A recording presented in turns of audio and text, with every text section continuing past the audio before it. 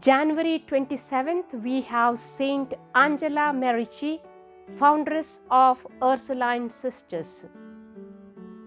Would you ever say no to the Pope? Probably not, unless you thought a higher power than the Pope was calling you. Angela Merici knew in her heart that God wanted her to teach the poor. That is why, when Pope Clement VII asked her to head up a group of nurses, she had to tell him no. She followed God and her heart and founded the Ursuline sisters. Angela was born around 1470 on a farm in Desenzano, Italy. She had 3 older brothers, an older sister, and a younger sister. The older children and Angela's parents had all died before Angela was an adult.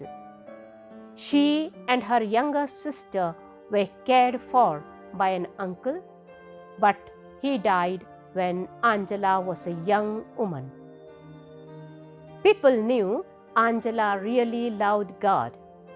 She spent a lot of her time praying. She was especially fascinated by Saint Ursula, who was the daughter of a British Christian king in the 10th century. Several legends exist regarding Ursula, but Angela understood her to be someone executed for not marrying a pagan prince. After her uncle died, Angela went to Brescia, Italy, where a wealthy family helped her open a school for young women. She had been concerned that education was not an option for women who were not wealthy. At the school, Angela taught the girls about God. Around this time, the Pope Clement VII asked her to head a group of women nurses. Angela believed God wanted her to do something else. She had a clear understanding of her dream. Many people in Italy were poor and sick. They lived in pitiful conditions. Angela saw that the wealthy were doing fine, but the poor people had no one to care for them.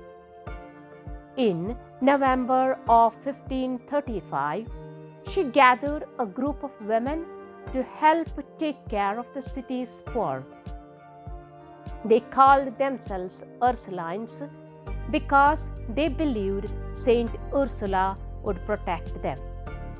They divided Brescia into sections, and the Ursulines went out in groups to help take care of and teach young women.